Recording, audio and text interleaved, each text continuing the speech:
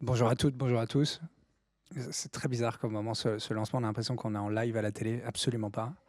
C'est pour l'enregistrement. Bah, merci beaucoup d'être là. Avant de présenter, avant de laisser nos invités se présenter, en préambule, le sujet de la danse escalade, alors il est hyper large. En plus, on a des intervenants qui sont extrêmement bavards, vous verrez, sur ces sujets. L'enjeu, il est que, pour revenir, en fait, moi je trouvais ça hyper intéressant sur le salon de l'escalade, qu'on parle de ça, dans le sens où il y a eu les JO d'escalade là récemment. Il y a aussi une démarche qui est omniprésente dans l'escalade, qui est la recherche de la performance, euh, toujours aller plus haut, faire plus dur, etc. D'ailleurs, il y a des médias entiers qui sont spécialisés là-dessus, hein, qui ne relatent que les faits extrêmement difficiles qui ont été réalisés du coup par des grimpeuses et des grimpeurs. Euh, le sujet de la danse escalade, moi, je le trouve extrêmement intéressant parce que il redéfinit notre rapport à l'escalade et puis plus globalement au sport. C'est des échanges que j'ai eus avec Yvan, des échanges que j'ai eus avec Antoine. Euh, Ça m'est arrivé déjà à titre personnel de grimper plusieurs fois une voie où on me dit ah bah, pourquoi tu l'as fait, tu l'as déjà réussi cette voie. J'ai dit oui, mais en fait, il y a un truc là dans le mouvement que je trouve sympa et je trouve ça agréable d'être fluide sur une voie. Et je trouve d'ailleurs que ça rend aussi hommage au travail des ouvreurs et des personnes qui sont passées avant nous, qui ont créé ces voies, qui ont créé ces lignes, que de les grimper aussi de manière esthétique. Et d'ailleurs, j'ai toujours cette frustration quand je grimpe des voies qui sont, j'allais dire de haut niveau, mais c'est absolument pas le cas, qui sont difficiles pour moi, qui sont de haut niveau pour moi, de les réussir de manière pas du tout beau, quoi. De faire quelque chose en forçant dans tous les sens et finir par arriver au top. Et on me dit, bah, oui, j'ai réussi, mais est-ce que ça en valait vraiment la peine? Et l'idée, c'est qu'on puisse parler de ça, c'est de redéfinir ça aujourd'hui dans le cadre de nos échanges. Pour les présenter très brièvement, mais je pense que vous saurez beaucoup mieux que moi raconter vos parcours. Alors, Yvan Le Pays, je l'ai connu un peu par hasard. Yvan, c'est un artiste qui travaille sur plein de supports, y compris la peau. Du coup, c'est un tatoueur qui a l'habitude de traduire des voies d'escalade, enfin en tout cas des montagnes, des paysages, etc., au travers de ses tatouages. Moi, j'avais découvert son activité parce que je le voyais, il montait sur des montagnes avec des gens et puis il leur tatouait la vue depuis en haut. Je me suis dit, mais c'est qui ce type? Il faut absolument que je le rencontre. Ensuite, assez rapidement, je me suis rendu compte qu'il travaillait sur un projet de prise d'escalade qui ressemblait absolument pas à des prises. Déjà, elles n'étaient pas de couleur fluo. Et ensuite, je trouvais pas trop où est-ce qu'on commençait les voies qu'il était en train de travailler et où est-ce qu'elles se terminaient. Et donc, je me suis rendu dans son atelier pour le rencontrer et j'ai eu l'occasion de tester du coup les prises qu'il a développées. On en reparlera certainement avec cet objectif-là qui était de prioriser la recherche du geste, se faire plaisir sur une voie plutôt que effectivement chercher à tout prix à être dans la difficulté et à atteindre le haut de la voie. Antoine Le Ménestrel, alors j'espère qu'on n'a plus besoin de présenter Antoine Le Ménestrel, mais Antoine Le Ménestrel, il fait partie des personnalités dans le monde de l'escalade, alors qui ont signé, comment on appelle cette charte? Le manifeste des 19. Je crois que tu es le seul à avoir respecté ce manifeste, non? Tu l'as pas respecté. Très bien. Il y a quelqu'un qui l'a respecté ce manifeste ou pas? Après, je vais expliquer ce que c'est quand même, mais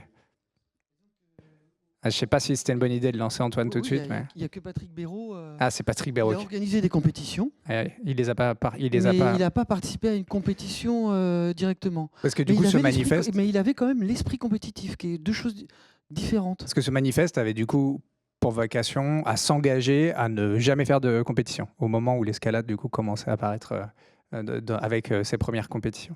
Au-delà de ça, Antoine, vous le connaissez peut-être, alors déjà par ce livre qui s'appelle Folambule, qui parle de toute son histoire et la manière dont il s'est approprié l'escalade dans sa vie. Vous le connaissiez peut-être aussi justement très précisément pour les sujets de danse escalade. On le retrouve sur des spectacles où il danse dans des parois, où il accompagne aussi des personnes en situation de handicap à se réapproprier leur corps au travers de l'escalade. Merci beaucoup à vous deux d'être là. Ce que je vous propose, c'est déjà compléter si vous considérez que j'ai oublié quelque chose d'essentiel dans ces présentations. Et ensuite, je vous pose ma première question. Merci déjà pour ton invitation. Merci aussi à Antoine d'être là, de partager cette conférence ensemble. C'est un honneur. Moi, je n'ai pas grand-chose à compléter, sinon que Moi, il y a un lien qui s'est fait avec Antoine aussi par son livre. J'ai découvert son travail à travers ses performances et ses désescalades principalement. Je pense que c'est un sujet autour duquel j'aimerais bien qu'on discute. Et je pense on approfondira ça ensemble après. Moi, je pense que je vous remercie au salon. Je te remercie, Pierre Gall, de m'inviter. Tu fais partie aussi des médias qui s'intéressent justement à autre chose que la performance. Donc, forcément, ça me donne envie d'échanger avec toi. Et puis, merci Yvan aussi, parce que en fait, ça a fait tilt. J'ai vu Yvan sur ses sculptures d'escalade, qui dit oui, j'ai lu un livre qui m'a inspiré. Et donc ça m'a profondément touché. Voilà, de nommer ces sources d'inspiration. On est tous inspirés, on s'inspire tous les uns les autres. Et de nommer ces sources, je trouve que ça crée des liens, ça crée des continuités. Parce que voilà, il y a des gens, on est tous des descendants. Et donc, quand on en a parlé, je trouve que ça fait sens qu'on se retrouve ici tous les trois. Merci pour ça. Et du coup, Antoine, si tu devais, dans l'histoire de l'escalade, si tu devais revenir un petit peu à la genèse de ça, à quel moment déjà toi personnellement, parce que justement, tu en parles dans ton livre, hein, mais il y a un moment un peu décisif où tu arrêtes de chercher à te faire mal pour réussir et où tu passes dans cette recherche esthétique et dans cette escalade. Est-ce que tu pourrais revenir un petit peu sur ça ? Ouais, en fait, quand je suis jeune, j'ai des décharges d'hormones poétiques. Et je ne sais pas d'où ça vient. Je fais partie d'une famille de scientifiques, de médecins, qui est aussi dans le challenge. Chaque sortie d'escalade, il fallait faire un challenge à chaque sortie. Et c'était tous les week-ends, toutes les vacances. Donc moi, j'ai été baigné dans cet esprit du challenge. Et quand l'escalade libre est arrivée, hein, ça date des années 80, hein, avec le prophète Jean-Claude Droyer, qui était là encore tout à l'heure, qui dit voilà, on va grimper de bas en haut, sans utiliser le matériel pour progresser, uniquement son corps. Bon, je rappelle des petites choses, mais c'est pour ça que ça s'appelle l'escalade libre. On va libérer l'ascension de son aide artificielle. Bon, et ça, c'est une période très très importante dans les années 80, où il y a la naissance de la danse contemporaine aussi qui va rencontrer l'eau, le cirque, le théâtre, le cinéma. On enlève les ballerines, on danse pieds nus, on va faire du surf, on va rencontrer les éléments. Il y a toutes les disciplines avec les éléments. Voilà, c'est pour contextualiser un petit peu la naissance de l'escalade libre. Et nous, on libère le casque, le baudrier intégral, et on rapproche le corps du rocher, on rapproche le corps des éléments. L'ascension va passer par le corps. J'insiste bien sur l'ascension parce que l'escalade libre n'a libéré que l'ascension. On a oublié de libérer la descension. Hein, vous arrivez en haut, la plupart des grimpeurs, ils arrivent là-haut, ok, j'ai fait la croix, je suis arrivé au sommet, je suis le plus fort, et je redescends comme un gros sac sur la corde. Donc, et pourquoi pourquoi la descension n'a pas de valeur ? C'est parce qu'on est dans la société de la croissance, du toujours plus haut, plus vite, plus fort. Bon, ils ont rajouté ensemble il y a quelques années, c'est sympa. Mais bon, voilà, c'est pour dire que moi, je suis dans cette énergie-là de me challenger. Et donc, le fait de rapprocher le corps des éléments nous ouvre des nouvelles possibilités. Tout d'un coup, on voit des prises. Parce que le fait de tirer sur un python nous empêche de voir les prises. Donc, de changer le regard sur le monde, entre autres le rocher, a changé notre façon de grimper. Et donc je fais les voies de plus en plus difficiles et je purge ma dépression et mon mal-être dans faire les voies les plus difficiles du monde. C'est ce qui m'intéresse. Après avoir fait un 8B, je vais faire un 8B+, un 8C, puis après, voilà. Donc en fait, c'est une purge pour moi d'être sportif de haut niveau. Et tout d'un coup, en fait, c'est aussi avec l'apparition des compétitions d'escalade que je refuse. Mais quand il y a la première compétition arrive, je me dis, bon, tous mes copains vont grimper, moi je vais ouvrir les voies pour les compétitions d'escalade. Je vais être ouvreur de voies, je vais tracer les parcours pour les compétiteurs. Et là, c'est là où je me révèle chorégraphe avec des compétiteurs qui vont révéler ma chorégraphie. Je vais être metteur en scène pour créer du suspense dans la voix, créer une dramaturgie. Et c'est en fait d'avoir assumé ma contradiction qui me révèle artiste. Yvan, tu voulais prendre la parole. Alors moi, je trouve toujours hyper intéressant ton approche philosophique à propos justement de la notion de descension.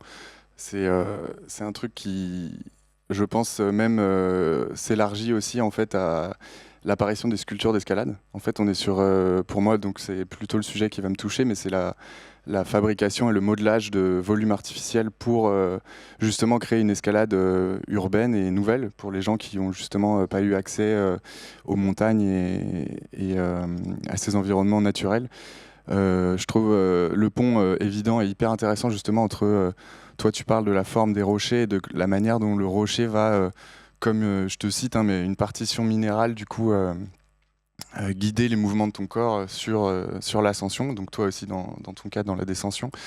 Et moi je me suis beaucoup intéressé du coup à l'apparition de ces structures artificielles qui sont arrivées en 75, la première à Évry-Courcouronnes, du coup la Dame du Lac là avec Pierre Séguéli. Et en fait ça m'intéresse aussi beaucoup toute l'idéologie et la philosophie qu'il y a eu en parallèle. Et je pense qu'elle n'a pas été très exploitée, donc je pense qu'il y a eu une scission vers la compétition, alors qu'à cette époque-là, il y avait des artistes et des sculpteurs qui avaient la volonté d'apporter une escalade plus artistique, plus poétique. Voilà. Peut-être, est-ce que tu peux revenir un tout petit peu dans le détail, parce que je suis pas sûr que tout le monde soit... Il y a aussi le Willy Wall, etc., et qui, en fait, s'inscrivent dans une logique de popularisation de l'escalade qui a été portée par la FSGT, en fait. Ouais, alors en fait, c'est hyper intéressant, parce que j'ai découvert ça dans un bouquin il n'y a pas longtemps, là, en remontant même avant la FSGT. En fait, c'est même l'UCPA qui est arrivé avant la FSGT avec Guido Magnon, qui était... Toi, tu dois connaître qui c'est, mais c'est un gars qui est assez... voilà, qui est un... Je ne sais pas à quel point, mais en tout cas, c'est un type qui a été un grimpeur, puis directeur président et fondateur de l'UCPA. Et par la suite, il a été sculpteur. Et donc, il a tout un lien justement avec le volume et les structures artificielles d'escalade. Et j'ai du coup appris il n'y a pas longtemps que c'était lui qui avait initié du coup la construction de la Dame du Lac, qui est une énorme structure à Évry-Courcouronnes qui existe toujours et sur lequel on peut grimper. Donc, anciennement, on pouvait, maintenant, c'est plus accessible. Et du coup, tout ça remonte à une espèce d'idéologie donc, du coup, qui a été ensuite soutenue par la FSGT pour comment dire, donner accès aux montagnes aux gens qui vivaient dans les grands ensembles de la banlieue parisienne. Et donc, il y a toute une idéologie du coup, soutenue, je pense, dans les années 80 par la politique de Mitterrand pour justement favoriser ces créations-là. Et il y a un sculpteur de murs d'escalade qui s'appelle Jean-Marc Blanche, qui créait des sculptures populaires en voile de béton parce qu'il allait construire des murs, des sculptures d'escalade. Il y en a une encore qui existe à Val-de-Fontenay, Val-de-Murigny. Et en fait, il y avait un mouvement au moment de l'escalade libre, ce mouvement qui était révolutionnaire. Vous voyez, comme dans un milieu artistique, hein, on passe du cubisme au fauvisme ou de l'impressionnisme. Vous voyez, il y a les mouvements comme ça. En fait, dans le sport, c'est pareil. Hein. Sauf que c'est culturel, hein, l'escalade. Hein, c'est une façon de voir le monde, voir le rocher. Et en fait, la naissance de l'escalade libre a tout de suite ouvert des relations artistiques. Comme tu dis, dès 75. Et Jean-Marc Blanche, lui, voulait rendre aussi l'escalade populaire. C'est des très très belles sculptures, hein, et avec des prises déjà intégrées dedans, qui ont été vite fermées parce que on peut plus grimper en solo au-delà d'une certaine hauteur, parce qu'il y a des questions de responsabilité. Hein. La prise de responsabilité n'était pas la même dans les années 80 qu'aujourd'hui. Aujourd'hui, ça s'est resserré. Et il y avait une dimension déjà artistique. au niveau des sculptures. Et j'ai envie de continuer, si tu me permets. Par contre, les premières prises qui se faisaient, qui se construisaient, par exemple entreprise, le slogan d'entreprise, c'était imitation rocher.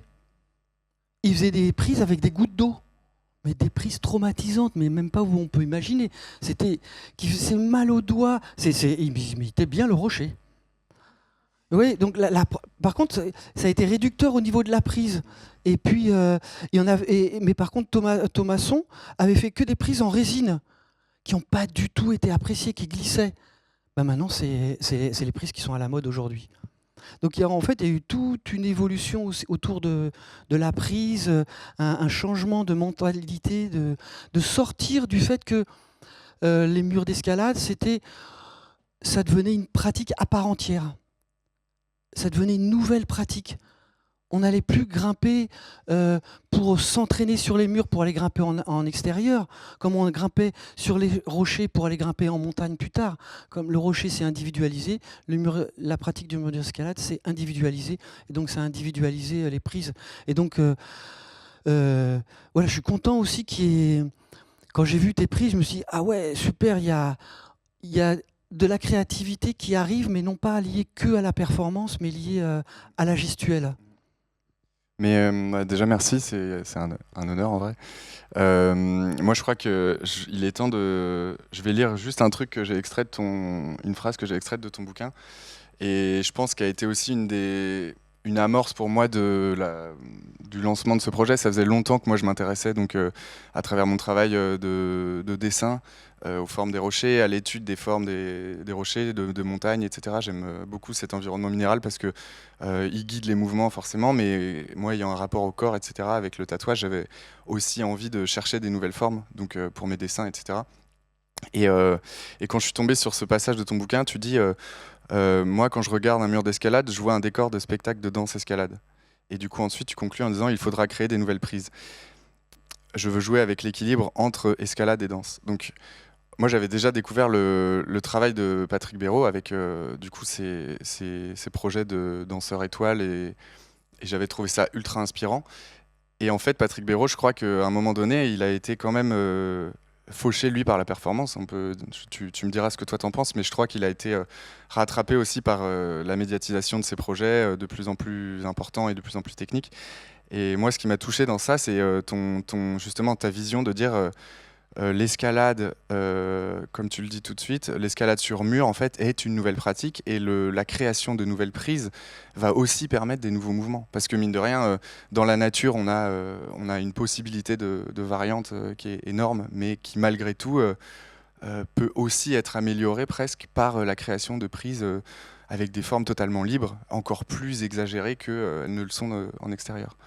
Et voilà, et du coup, moi, cette phrase-là, ça a vraiment été un déclic de me dire, bon, bah, je suis pas ouvreur, j'ai un intérêt dans l'observation des rochers, mais peut-être que tous les dessins que j'avais faits et qui, à l'époque, n'avaient pas de but, c'était vraiment purement esthétique, ben, ont trouvé un sens dans cette matérialisation par la prise d'escalade. Et du coup, que je considère aujourd'hui comme étant plutôt des sculptures, puisque c'est fait à la main, que c'est pas forcément il n'y a pas une conception technique quand je travaille la prise. Je l'envisage plus comme quelque chose de purement esthétique. Voilà. J'ai écrit ça en fait pour la première compétition sur structure artificielle d'escalade à Vaux-en-Velin, 1986. Juste pour faire on en est à la première compétition internationale. Et c'est vrai que j'ai eu une sorte d'illumination par rapport à ça. Et je me suis associé à Jean-Marc Blanche par exemple, j'ai eu le choix de m'associer à Entreprise, quelque part, qui faisait imitation granit, rocher, ou à Jean-Marc Blanche, qui était plus du côté artiste. Je me suis associé à l'artiste, en fait. C'était moins rémunérateur, mais c'était plus enrichissant au niveau de la créativité. Et j'ai créé des prises pour la danse-escalade. C'est-à-dire, par exemple, une prise pour la danse-escalade, c'est une prise de pied ronde, comme une boule, de pétanque qui est décrochée de la paroi de 3-4 cm. C'est-à-dire que le pied, ça nous permet de mettre le pied qui puisse tourner sur la prise sans sortir. Tu vois, c'est quand tu prends un petit graton que tu fais ça, tac, le pied va sortir. Ben, j'ai inventé des prises pour la danse escalade. Et donc c'était vraiment, bah ouais, c'était novateur. Hein, ça s'est jamais vendu. Hein. Mais bon. C'est pour ça que je disais c'est une niche, hein, la danse escalade. Voilà, ça fait un peu. On disait qu'est-ce qui va se passer. C'est une niche. Et Laurent Patrick Béraud, je voulais finir avec Patrick Béraud par rapport à ce que tu disais. Patrick Béraud, c'est quand même une personne un grimpeur qui a vraiment développé la diversité des pratiques. Lui, pour moi, c'est quelqu'un qui m'a inspiré sur la... Hein, on parle de diversité écologique. Moi, alors, je parle de diversité culturelle, de diversité de nos pratiques. Et il faisait de la montagne, il faisait de l'escalade, il faisait de la danse-escalade, il faisait des films, il faisait des conférences, il travaillait avec des personnes en situation de handicap. Oui, il avait, alors que tout le monde se spécialisait, lui, il avait cette diversité-là. Et je me suis dit, waouh, et en plus, il écrivait, bon, il avait une dimension poétique et philosophique de sa pratique. Mais pour faire un tout petit peu d'histoire, hein, je suis le plus âgé, hein, je pense, de la salle, et pour faire un tout petit peu d'histoire, remonter danse-escalade, les grandes périodes de danse-escalade, avant Patrick Béraud, c'est 1971, Trisha Brown, qui descend la façade du théâtre de New York, voilà, et qui crée des performances. On passe de la danse, on crée la danse moderne, hein, avec John Cage aussi à la musique, et elle fait déjà des spectacles de danse-escalade. Avec des prises, ouais, donc c'est pas nous qui inventons. Déjà, elle invente ça. Et puis, ça c'est 71. Et puis, allez, 1923, Harold Lloyd, Safety Last. Ça vous dit quelque chose? Celui qui est suspendu à l'horloge. Ouais, cette image que tout le monde connaît, elle fait partie de notre inconscient culturel. Et ben, lui, il fait déjà de la danse-escalade, il fait de la danse urbaine, il grimpe sur les façades. C'est un super film. Allez regarder ça sur YouTube, là. Safety Last. C'est vraiment une merveille, c'est un chef-d'œuvre. Qui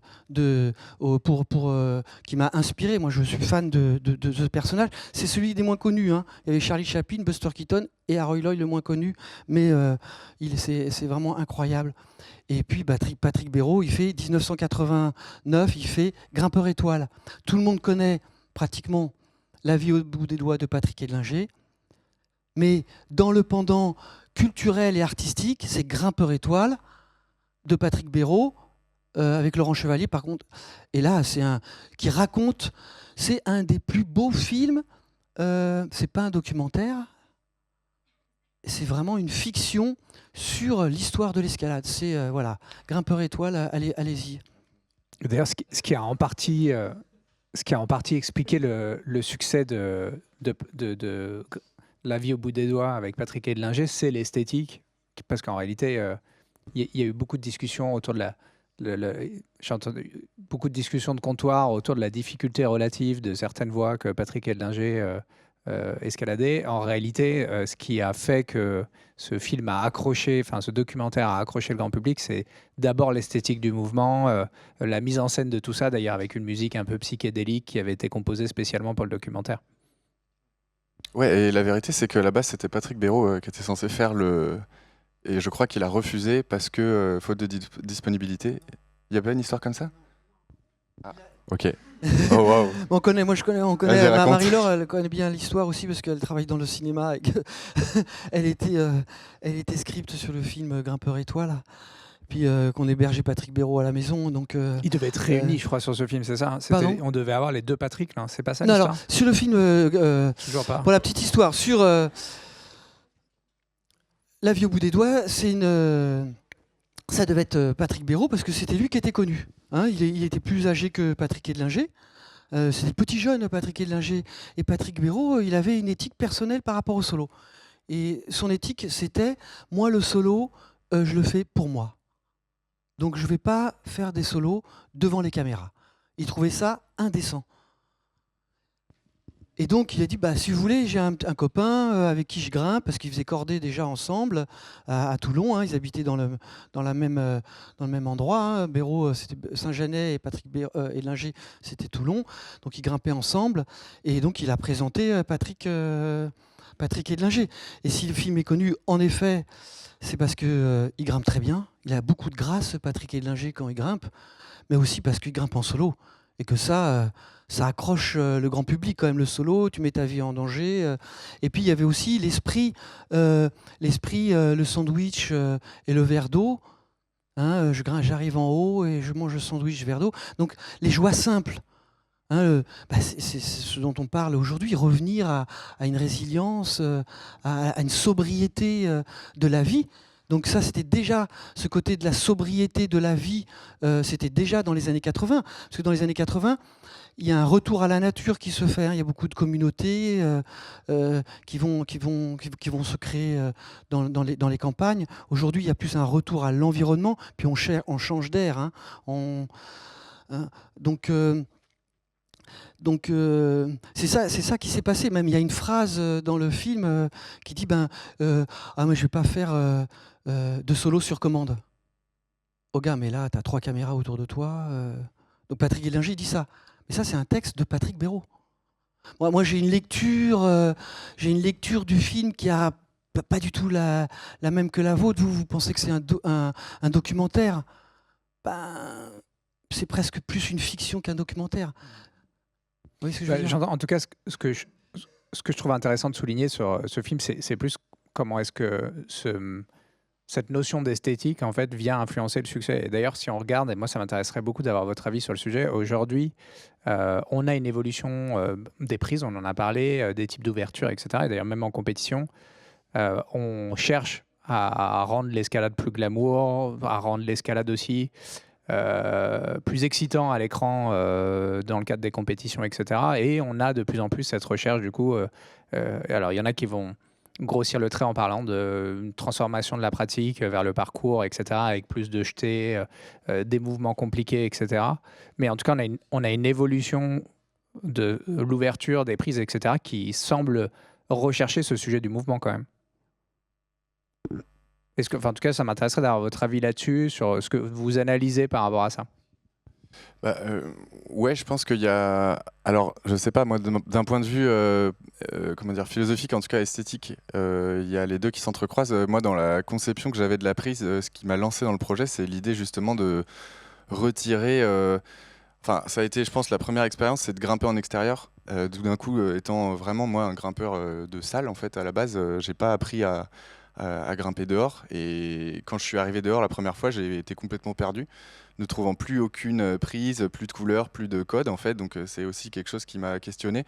Et à la suite de ça, je me suis dit, mais comment est-ce que retrouver en intérieur cette créativité où tu vas aller chercher ta prise et tu vas pas forcément être dans quelque chose de trop scolaire où on te dit tu mets ta main sur le bleu, tu suis le bleu, et puis en fait je trouve que moi perso, là où je prends le plus de plaisir en salle, c'est quasiment en faisant du multicolore, quoi. Je vais toucher toutes les prises, essayer de trouver un mouvement qui me plaît, me détendre parce que j'ai besoin de flexibilité dans le mouvement pour vraiment prendre du plaisir.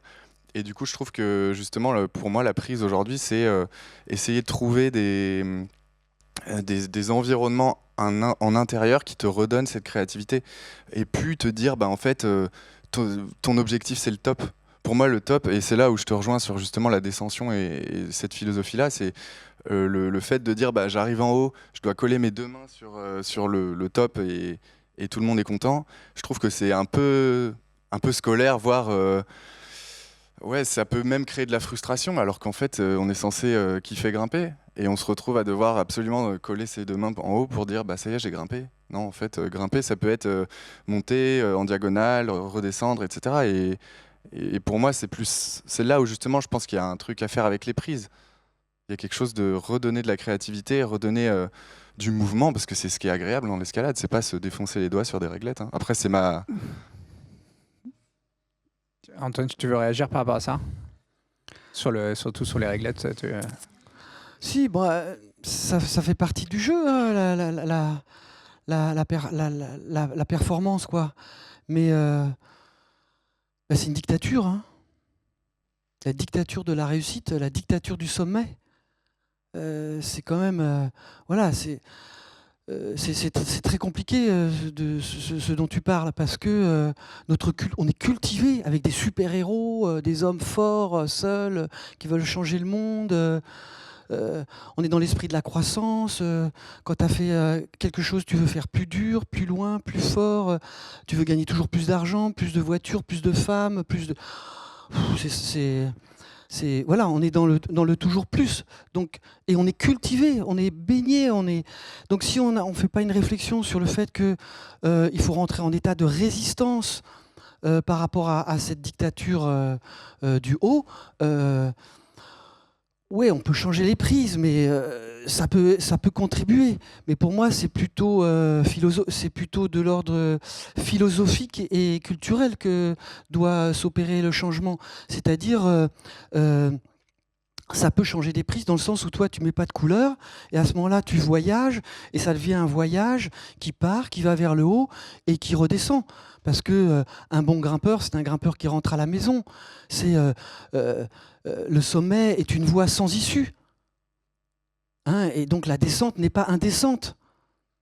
Hein, voilà, je joue avec les mots parce que pour dire que le vrai c'est un voyage que l'on fait en hauteur, et qu'est-ce qui nous a transformés quand on revient en bas. On part d'un point et on revient. Quelque chose Pour que la tu as compétition, transposé même à la pardon. glace, quelque chose que tu as même transposé à la glace. J'ai eu l'occasion de le tester avec toi l'année dernière, et je crois que tu recommences la semaine prochaine. Oui, alors là, la glace, c'est encore, c'est dans l'idée que, oui, l'ère de l'Anthropocène, ça vous dit quelque chose hein, c'est cette ère-là, en fait, où on rentre. Quand je parle de nouvelle ère, c'est l'ère où ben, en fait, on change l'ère géologique de la planète par rapport au fait que c'est l'homme qui intervient. Et donc, ce changement climatique, bah, qui m'angoisse. J'imagine que la plupart de vous aussi, on est angoissé par tout ce qui se passe. Moi, ma solution, c'est de ne pas subir. Et on est tous des créateurs. Hein. Vous avez du chaos en vous pour enfanter une étoile dansante. Hein. Donc, cette énergie-là, elle me porte. Donc, qu'est-ce que je peux faire pour ne pas subir ce changement climatique ? Ben, plutôt que, moi, frapper la glace avec des piolets et des crampons, frapper la beauté du monde qui est en train de fondre entre mes doigts, je peux plus. Je peux pas. Donc bah, j'ai dit, je vais grimper sur la glace, sans piolet, sans crampons. Je vais faire de l'escalade givrée. Et c'est génial, je mets des chaussures, j'arrête de frapper. Hein, j'arrête. Regarde, on arrête de frapper les éléments. Et on redescend à l'envers. Et on redescend à l'envers, on descend des escalades, on redescend, on met du sens dans son retour, dans son retour en aval. On ne l'oublie pas. On a perdu notre descendeur. Donc on remet du sens dans ce mouvement-là. À voir à quoi ça ressemble. On parle de redescendre la tête en bas hein, quand même, juste pour bien préciser. Ouais, c'est super. Hein, vous pouvez... vous faites le lézard. Bon, au début, ça fait un peu peur, mais si vous vous transformez en lézard, vous allez voir tout de suite, ça va aller beaucoup mieux. C'est plus vous, mais c'est votre cerveau reptilien qui va vous parler. Et prendre des prises, des glaçons. Avec des pincettes, hein, parce que bon, les glaçons avec les pincettes, c'est génial. Et puis, il faut prendre les prises. Il ne faut pas tirer trop fort, parce que sinon, on les casse. Donc, il faut demander à la prise de bien vouloir être prise. Donc vous voyez, on est dans le rapport au consentement aujourd'hui qui est très important. Mais ce rapport au consentement, je peux le trouver aussi dans comment je prends une prise fragile. C'est intéressant, le consentement d'une prise fragile. Comment je peux faire ? Et cette prise fragile, elle va changer ma façon de grimper. Parce que je vais avoir comme des dynamomètres dans le corps, où là je peux mettre 30 kilos, là je peux mettre 10, là je peux prendre 5 kilos sur la petite prise sans la casser. Donc ça pourrait être inventer des prises qui, si tu tires plus de 10 kilos, elles cassent. Bon, tu peux le faire en vrai. Vous allez sur la glace, c'est direct. Oui, c'est ce rapport... voilà, ça... Le changement de regard change. Moi, je peux pas changer le monde, je peux changer le regard sur mon monde.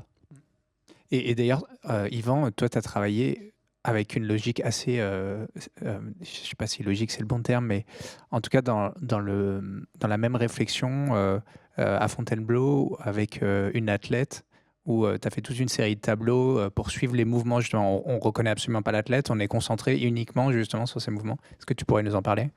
Ouais, alors je corrige juste, c'était en Californie pour le coup. On a fait ça il y a 2 ans pour Avec Ashima. Voilà, c'est ça, un projet de film qui s'appelle A Line Alone, que vous pouvez retrouver sur YouTube, qui dure une 20aine de minutes, et du coup qui initie toute une réflexion autour justement de la traçabilité du mouvement sur la roche. Et l'idée, ça a été de justement, elle a Ashima Shiraishi, du coup, qui est une athlète assez connue qui a appris à grimper avec son père. Et son père, qui a été son entraîneur pendant 15 ans, était danseur de Buto. Et donc, du coup, le Buto, c'est une danse traditionnelle japonaise, une danse contemporaine, mais qui est une tradition là-bas, qui est passionnante parce que, du coup, c'est l'expression du corps vraiment libérée. Ils appellent même ça la danse de l'âme sombre. Donc, c'est vraiment essayer de trouver le chaos qui est en toi et, je pense, le sortir. Donc, il y a quelque chose de super intéressant dans sa manière d'appréhender le rocher, Ashima. Et justement, elle décode des passages en créant des mouvements qui sont très singulier. Et donc du coup, la performance que j'ai mise en place avec elle, c'était retracer directement pendant son escalade des lignes qui étaient du coup une fuite de ses mouvements, donc avec un pinceau sur de la toile de manière assez traditionnelle, mais il y avait vraiment, moi j'étais complètement, disons que j'ai un travail de ligne qui est assez rigide, voire très structuré, et là l'enjeu c'était de se dire bon, en fait je lâche complètement le flow, je lâche complètement prise et je ne fais que suivre son mouvement sans forcément chercher un rendu esthétique. Donc ça a été un peu chaotique. Il y a des toiles des tableaux qui sont plus coulants que d'autres, mais voilà, il y a tout qui est à retrouver en tout cas dans ce projet de film. Ah ben, donc la danse Buto, c'est une danse qui naît au Japon après Hiroshima. Hein, c'est justement, ça s'appelle la danse sombre parce que c'est les rescapés des bombes nucléaires qui créent cette danse-là. Pour comment faire pour retrouver de l'énergie vitale après un tel traumatisme. Après, c'est carrément, c'est presque banal, mais c'est quand même une des plus grandes catastrophes humaines. On parle toujours de la Seconde Guerre, de la Shoah et tout ça, mais ça, je veux dire, c'est un niveau aussi extrême, quoi. Comme traumatisme au niveau, pas que sur des populations, au niveau humain.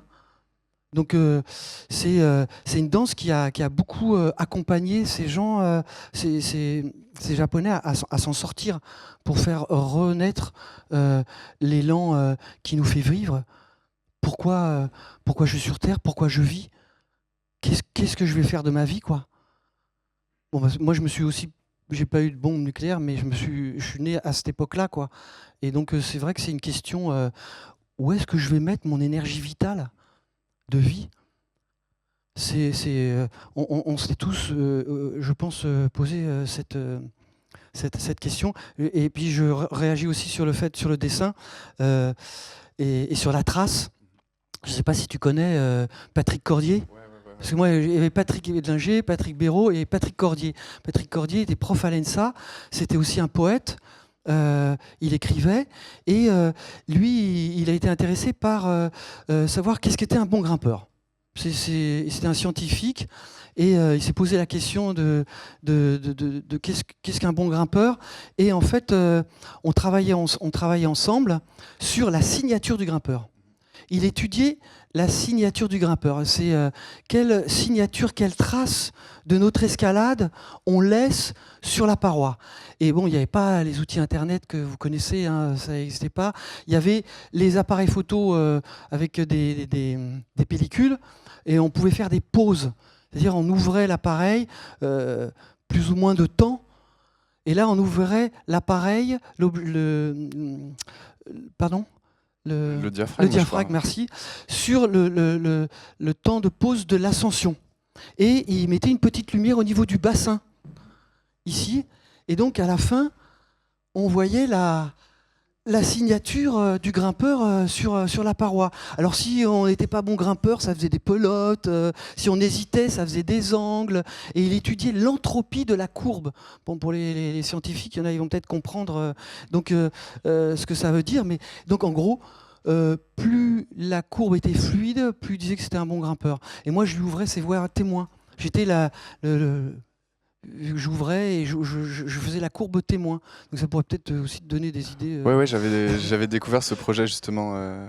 T'en parles dans ton bouquin et je l'ai découvert a posteriori, mais ouais, c'est hyper intéressant. Et alors justement, je voulais savoir s'il y avait des captations, des traces de ça qui étaient disponibles quelque part ou Ben dans moi, les archives. j'ai des photos. Ah ouais, ok. J'ai des photos de signatures de Patrick, parce que c'était un photographe aussi. Il faisait des surimpressions, les tours de tango avec des hiéroglyphes indiens. C'était assez novateur à l'époque.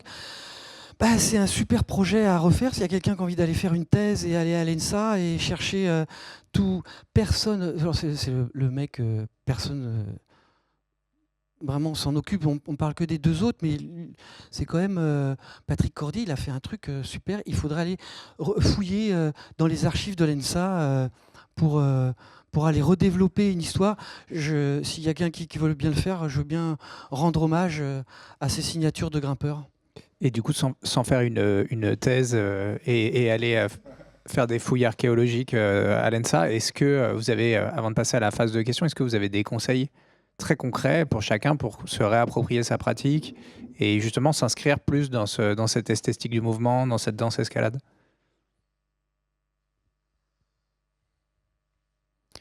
Ben justement, vous avez chacun votre signature de grimpeur. Il n'y a que vous qui vous dites comment grimper. Tout le reste, c'est une éthique qui a été inventée. Donc inventez votre façon de grimper. Essayez de résister à aller faire la croix. Ok, super, ça peut être bien, c'est sympa, ça donne de la confiance en soi. Moi, ça m'a beaucoup aidé. Ça rend créatif de faire des choses difficiles. Moi, j'étais timide, donc ça me donnait un peu de confiance en moi, de faire des choses, des voies difficiles. Mais il y a de la diversité des pratiques. On peut y aller pour contempler, pour les yeux fermés, pour sentir les prises, pour sentir le grain des prises sur le rocher. Peut-être avec Yvan, il va nous faire des prises avec différents grains. Et on va savoir qu'il va falloir suivre le grain des prises pour pouvoir nous entraîner sur un geste, voilà, sur le côté tactile, sur respirer, sentir le soleil. Ça peut être une grimpe poétique, ça peut être une grimpe escalade, comme tu disais. Ben, vous avez fait la voie, mais ça ne vous suffit plus de l'avoir faite. C'est bien. On a fait la croix. Mais maintenant, ce qui m'intéresse, c'est de bien la faire, par exemple, la plus fluide possible, en essayant de ne pas forcer. On a le droit de prendre les prises, mais sans forcer. Vous voyez un peu faire cette différence-là ça peut être une autre idée. Moi, je me souviens, avec Marie-Laure, on faisait de l'escalade poétique. Et c'est-à-dire, Marie-Laure, elle me disait, tu grimpes, en bas, tu me descends, tu me racontes l'histoire. Tu arrives en bas, tu racontes l'histoire. Quelle histoire la voix t'a racontée? Ben, ça obligeait à mettre des mots et de venir poétiser avec des mots. Les prises, on mettait les yeux dans les mots et les mains dans les prises. Non, les mains, on mettait les mains dans les mots, les yeux dans les prises. C'est ça? Non, je sais. Vous voyez ce que je veux dire?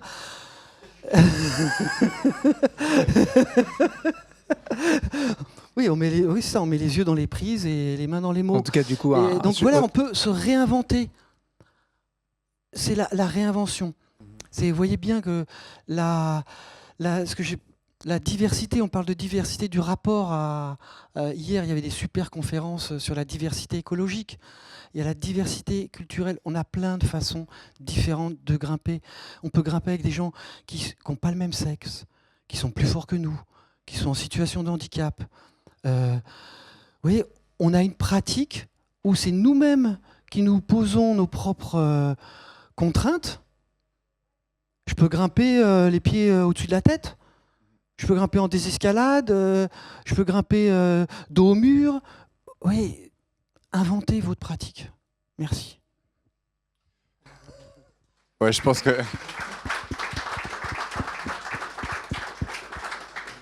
Yvan? Ouais, moi je rebondis sur cette idée-là. Je trouve que sortir de la verticalité, peut-être, et aller vers la transversalité, quelque chose de... trouver ce qu'on a envie d'apporter de personnel à l'escalade. Et toutes les personnes, moi, qui m'ont inspiré dans ce milieu-là, c'est des personnes qui ont été capables d'amener la danse, tu vois, d'amener la photographie à l'escalade, d'amener la chorégraphie, d'amener la musique, Ashima qui amène le buto. Et je trouve que c'est, pour moi, l'évolution de l'escalade, elle est dans ça. Je trouve que c'est une pratique qui appelle à la chorégraphie, à la partition. Il y a des formes qui sont liées au corps et à la roche. Il y a une relation tactile qui est faite avec la nature. Et je pense que c'est cette relation qu'on doit garder. C'est pas la verticalité, c'est tout ce qu'on peut y amener de personnel. Merci beaucoup. Je vais essayer de tenir ma promesse, évidemment, de prévoir une partie pour vos questions. Est-ce qu'il y a des questions que vous voudriez adresser? Alors, il y en a une juste là. On va vous donner un micro. Bonjour, merci beaucoup pour votre intervention. Moi j'ai plus une question pour Yvan, justement de manière un peu plus concrète. Est-ce que vous pouvez développer un peu sur la création, conception de vos prises justement? Est-ce que c'est des arquets, des boules, c'est des plus longues? Est-ce qu'il y a des mouvements spécifiques, résine, etc. Ouais, bien sûr. Alors en fait c'est des longues lignes en général qui sont principalement... qui font des envergures de 2 mètres environ. Donc c'est des sculptures en bois que je fais à la main et qui sont inspirées de lignes que j'ai extraites dans les rochers de Fontainebleau.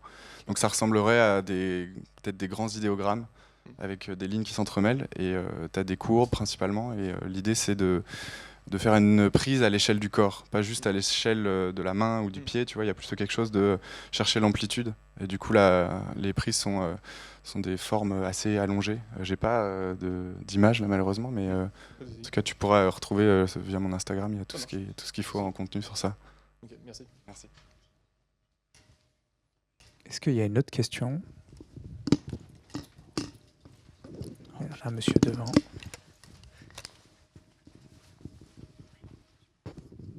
Bon, je suis un peu de la génération d'Antoine. Je l'ai connu au tout début dans ses spectacles L'Oiseau sur la branche. Et moi, j'ai envie de faire un petit clin d'œil sur le parcours des entreprises d'escalade qui ont commencé effectivement sur les empreintes rochers, notamment les empreintes du rocher du Verdon, etc., qu'ils avaient fait à Megève, et sur le côté statique et agressif des prises qui ne permettaient pas d'évoluer longtemps, et sur le fait aussi qu'on connaissait les prises trop rapidement, les voies trop rapidement, et du coup ça devenait pas intéressant. Et l'évolution donc de toutes ces prises qui ont fait que on a de la diversité, de la mobilité, on peut créer et interchanger.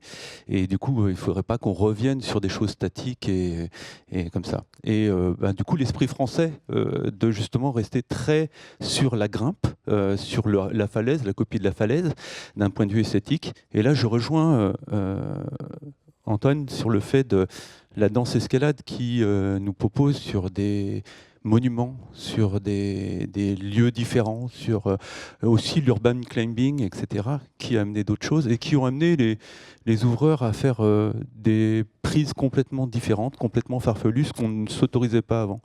Et du coup, j'aurais envie de dire, restons pas bloqués, restons dans le rêve d'Antoine en créant toutes ces choses différentes. Et maintenant, j'aimerais bien savoir, Antoine, toi, ce que tu penses sur cette nouvelle forme de danse-escalade qui s'éloigne du rocher et qui utilise plus que le geste du grimpeur. Il y a beaucoup de compagnies et de danseurs escalade qui sont sur la voltige sur corde, sur les différentes formes de voltige sur corde, sur un mélange d'art du cirque et de l'escalade. Comment toi, tu vois les choses ? En fait, Rockin' Licken, première compagnie, je parlais des années 80 dans la danse contemporaine, là, donc il y a une compagnie qui va vers l'escalade en 86, qui s'appelle la compagnie Rockin' Licken, qui crée un spectacle qui s'appelle Le Creux Poplité. C'est cette partie-là. Tu sais, c'est comme quand on fait le Yaniro, là, ici. là, le crapaud-plité, parce qu'il y avait beaucoup de mouvements autour de cette gestuelle, et qui est une salle de bain renversée. Donc il crée des prises à partir de carreaux de faïence. Donc voilà, c'est un autre état d'esprit. C'est l'idée du décor qui amène à créer une autre prise, et donc qui nomme cette danse-là danse verticale. Parce qu'on est dans le milieu, c'est des artistes, on est dans le milieu artistique. Si tu dis danse escalade, moi on me disait danse escalade, reste dans tes falaises. C'est très compliqué, on est assez cantonné dans le milieu artistique en France de faire des ponts. Et donc en fait on a laissé le côté de danse escalade pour faire de la danse verticale. Elle naît sur des prises. Mais en fait cette pratique-là extrêmement exigeante physiquement s'est déclinée au fur et à mesure des années. Parce que quand ça a été repris, et en fait elle s'est développée en danse verticale avec ce qu'on appelle un agrès en cirque, qui est la corde qui devient un agrès, non plus pour se sécuriser, mais un agrès qui permet de faire des chorégraphies et des acrobaties avec. Donc la danse verticale maintenant, c'est essentiellement avec un agrès corde. Et puis c'est pas très compliqué. Hein, je vous fais un stage d'une semaine.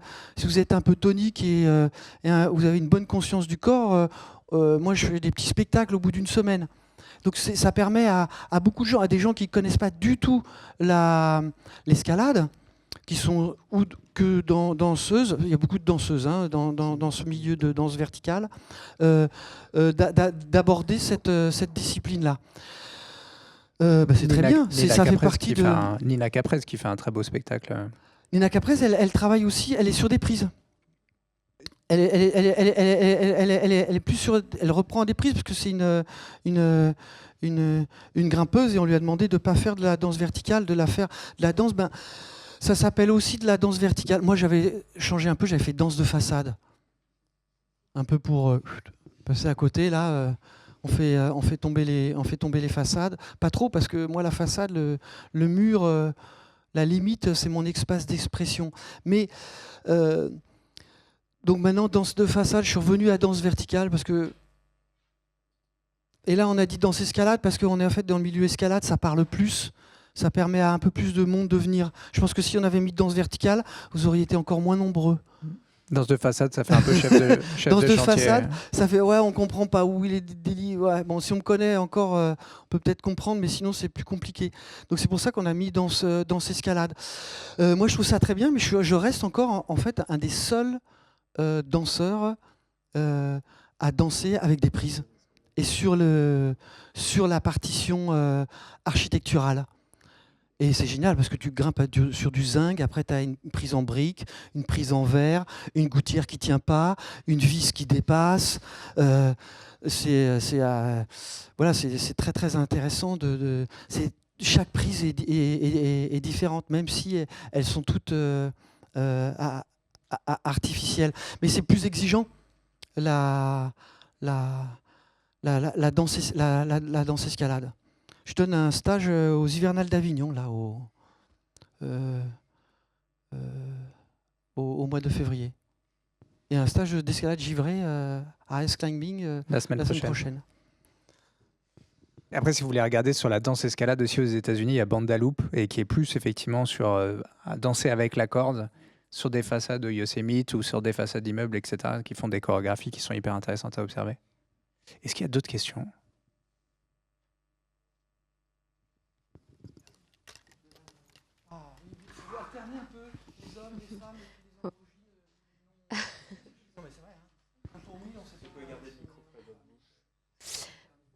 Ouais, moi dans cette danse escalade, on parle de la danse, on parle de l'escalade, mais dans votre pratique, il me semble qu'il y a aussi l'art du cirque. Enfin, il y a d'autres formes artistiques et c'est peut-être une question un peu étrange, mais quel est finalement le milieu artistique qui vous a ouvert la voie et qui vous a reconnu comme un artiste au regard du fait que vous veniez de l'escalade et que c'est plutôt un sport et qu'à l'époque, en tout cas, il y avait vraiment une scission entre le sport et le milieu artistique et qui ou quel Moi j'imagine que c'est le cirque, mais je ne suis pas sûre. Et du coup, je me pose cette question de qui vous a reconnu en tant qu'artiste, quel milieu vous a invité à exploiter cette créativité et cette...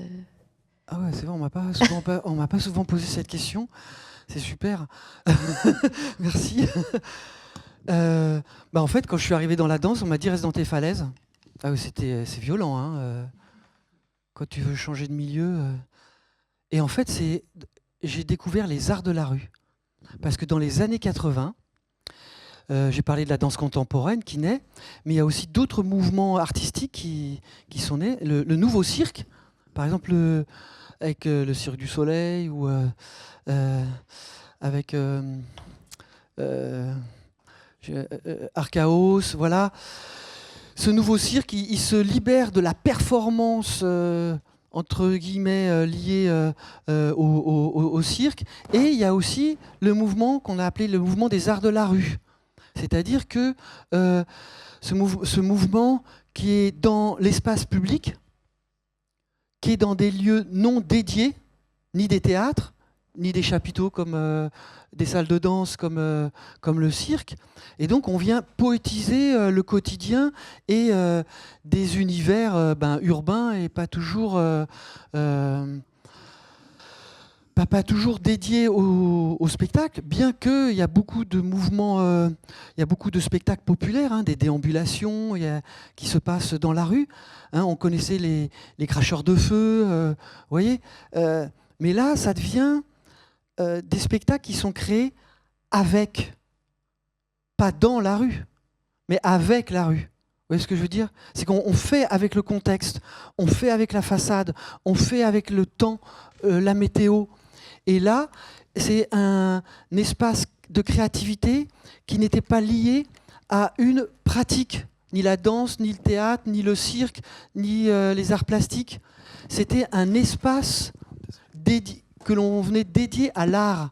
Et donc, qu'on venait de l'escalade, de n'importe quel milieu, eh ben on était accueillis dans ce... Il n'y avait pas de barrière.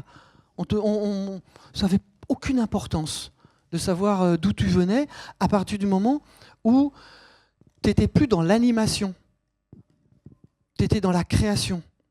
Tu venais créer une histoire liée à l'espace urbain. Et donc c'est ce milieu-là que j'ai commencé en danse, et puis quand j'ai découvert ce milieu-là, j'étais à fond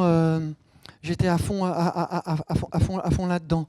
Et puis j'ai pas arrêté après d'alterner aussi avec la danse, parce que je fais maintenant partie du mouvement de danse contemporaine avec la danse verticale est maintenant reconnue. C'était il y a 40 ans. Hein. On va prendre une dernière question. Oui, alors moi je te connais Antoine, mais j'aimerais que tu me dises si dans tes spectacles, est-ce que tu mettrais des cotations artistiques ou en tout cas tu es quand même un challenger. Tes spectacles sont à la verticale sur des prises et tu fais pas que de la voltige comme pas mal de compagnies, en tout cas en France. Donc est-ce que tu as des cotations comme ça? Parce que moi je me souviens, ce qui m'a impressionné, c'est la façade du Palais des Papes à Avignon en 2008. Voilà, alors est-ce que cette prestation artistique dans ce spectacle, tu pourrais donner une cotation par exemple ou Ouais, mais en fait... c'est vrai, la cotation, pour moi, n'a pas d'intérêt dans le milieu artistique. Il nous dit, il n'y a pas de sommet en art. La compétition dans l'art, je comprends pas. Je comprends pas qu'on puisse donner un prix à une œuvre artistique. Moi, j'ai fait de la compète, donc je sais ce que c'est. Il faut des valeurs, il faut des contraintes. La compétition, c'est une mise en scène, hein, c'est un spectacle qui met en scène la recherche du meilleur. C'est culturel, c'est un spectacle. Et donc, mettre une cotation, en fait, c'est pas ça que je vais regarder. Je vais regarder mon espace de disponibilité poétique dans le geste. Je vais m'expliquer. Quand j'étais un grimpeur de haut niveau, j'avais un corps outil. Mon désir, tu vas faire la voix, tu vas faire le mouvement parce que je veux faire le 8C. Mon désir, il impose à mon corps, sans son consentement, mon désir de réaliser ce mouvement. Jusqu'à la blessure, j'ai un corps outil. Et je finis, hein. Je finis la question quand même, c'est important. Ouais, mais bon, je suis obligé de développer un petit peu. Et la deuxième étape, c'était dans le spectacle, c'est un corps qui est vecteur, un corps qui va raconter des histoires. D'accord ? Il va être vecteur d'émotions, vecteur de sensations. Maintenant, j'ai un corps qui est un compagnon de cordée. C'est lui qui mène ma vie. C'est mon premier compagnon de cordée. C'est ma première planète. Donc j'ai changé mon rapport à mon corps. Et pour revenir à la cotation, si j'ai pas assez d'espace disponible dans mon cœur et mon corps pour pouvoir transmettre de la poésie, eh ben en fait c'est trop difficile. Le mouvement est trop difficile. Ben, je vais rajouter un bout de corde. Je vais me rajouter une prise artificielle pour pouvoir me libérer. Si je grimpe en solo, parce que je fais quand même beaucoup de solos en milieu urbain, des traversées d'1 heure sans toucher le sol, quand le mouvement est trop difficile ou trop dangereux, je rajoute une corde. Parce que ça ne va pas être une cotation, ça va dépendre même du moment dans lequel je suis, si je suis fatigué, si ça va dépendre le mouvement, il va dépendre du contexte dans lequel je suis. Parce que l'intérêt, c'est la poésie du corps. Ce n'est pas la cotation à ce moment-là. Donc il me faut assez d'espace disponible à la poésie. Il écrit comme il parle. Je vous propose de retrouver son livre Folambule aux éditions Guérin et qui est présent du coup sur le stand de la librairie de Paris. Merci à tous pour votre attention, pour vos questions. Merci à nos invités et très bonne suite de salon.